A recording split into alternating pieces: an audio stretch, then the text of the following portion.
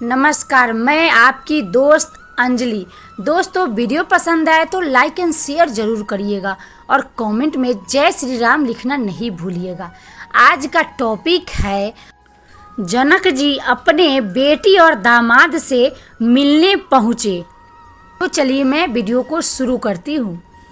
गुप्तचर अवध को गए और भरत जी का ढंग जानकर और उनकी करनी देखकर जैसे ही भरत जी चित्रकूट को चले, वे तिरहुत को चल दिए। गुप्त दूतों ने आकर राजा जनक जी की सभा में भरत जी की करनी का अपनी बुद्धि के अनुसार वर्णन किया। उसे सुनकर गुरु, कुटुंबी, मंत्री और राजा सभी सोच और स्नेह से अत्यंत व्याकुल हो गए। फिर जनक जी ने धीरज धरकर और भरत जी की बड़ाई करके अच्छे योद्धाओं और साहनियों को बुलाया। घर, नगर और देश में रक्षकों को रखकर घोड़े, हाथी, रथ आदि बहुत से सवारियां सजवाई। वे 2 घड़िया मुहूर्त साध कर उसी समय चल पड़े। राजा ने रास्ते में कहीं विश्राम भी नहीं किया। आज ही सवेरे प्रयागराज में स्नान करके चले हैं। जब सब लोग यमुना जी उतरने लगे तब हे नाथ, हमें खबर लेने को भेजा। दूतों ने ऐसा कहकर पृथ्वी पर सिर नवाया। मुनि श्रेष्ठ वशिष्ठ जी ने कोई 6-7 भीलों को साथ देकर दूतों को तुरंत विदा कर दिया। जनक जी का आगमन सुनकर अयोध्या का सारा समाज हर्षित हो गया। श्री राम जी को बड़ा संकोच हुआ और देवराज इंद्र तो विशेष रूप से सोच के वश में हो गए। कुटिल के कई मन ही मन ग्लानि से गली जाती है, किससे कहे और किसको दोष दे। और सब नर नारी मन में ऐसा विचार कर प्रसन्न हो रहे हैं कि अच्छा हुआ जनक जी के आने से कुछ दिन और रहना हो गया। इस तरह वह दिन भी बीत गया। दूसरे दिन प्रातः काल सब कोई स्नान करने लगे। स्नान करके सब नर नारी गणेश जी, गौरी जी, महादेव जी और सूर्य भगवान की पूजा करते हैं।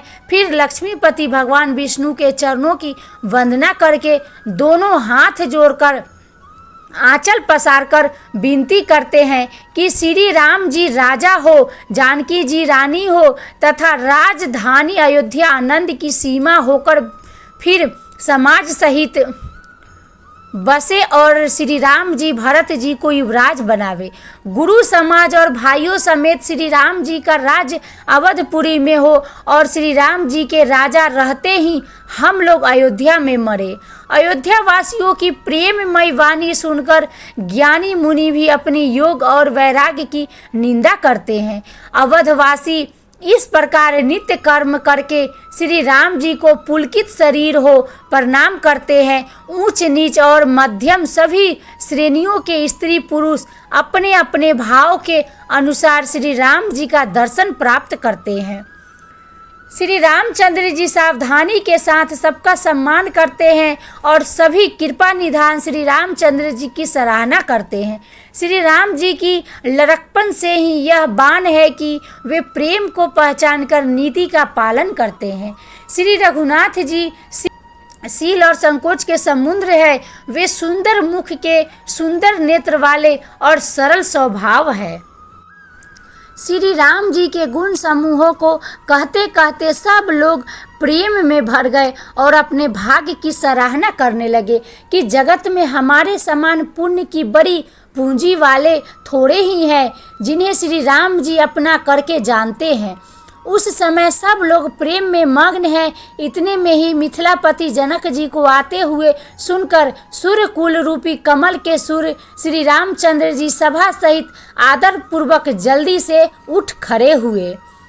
मंत्री, गुरु और पूर्ववासियों को साथ लेकर श्री रघुनाथ जी आगे जनक जी की अगवानी में चले।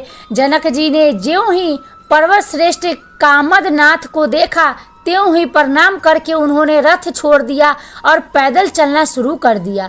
श्री राम जी के दर्शन की लालसा और उत्साह के कारण किसी को रास्ते की थकावट और क्लेश जरा भी नहीं है। मन तो वहाँ है जहाँ श्री राम और जानकी जी है।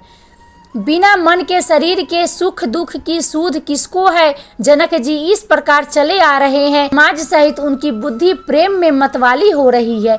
निकट आए देखकर सब प्रेम में भर गए और आदर पूर्वक आपस में मिलने लगे। जनक जी वशिष्ठ आदि अयोध्यावासी मुनियों के चरणों की वंदना करने लगे और श्री रामचंद्र जी ने सतानंद आदि जनकपुरवासी ऋषियों को प्रणाम किया। फिर भाइयों समेत श्री राम जी राजा जनक जी से मिलकर उन्हें समाज सहित अपने आश्रम को लिवा चले। श्री राम जी का आश्रम शांत रस रूपी पवित्र जल से परिपूर्ण समुद्र है। जनक जी की सेना मानो करुणा की नदी है, जिसे रघुनाथ जी उस आश्रम रूपी शांत रस के समुद्र में मिलाने के लिए जा रहे हैं। आई होप दोस्तों ये वीडियो पसंद आई होगी। वीडियो पसंद आए तो ज़्यादा से ज़्यादा शेयर करें। आगे के वीडियो में क्या हुआ देखने के लिए मुझे कमेंट ज़रूर करें। और जो भी मेरे चैनल को अभी तक सब्सक्राइब नहीं किए हैं तो प्लीज़ सब्सक्राइब कर लीजिए। मैं ऐसे ही वीडियो लाती रहती हूँ और लाती रहूँगी। तब तक के लिए खुश रहिए, खुशियाँ बांटते रहिए। राम जी आप सबका भला करेंगे।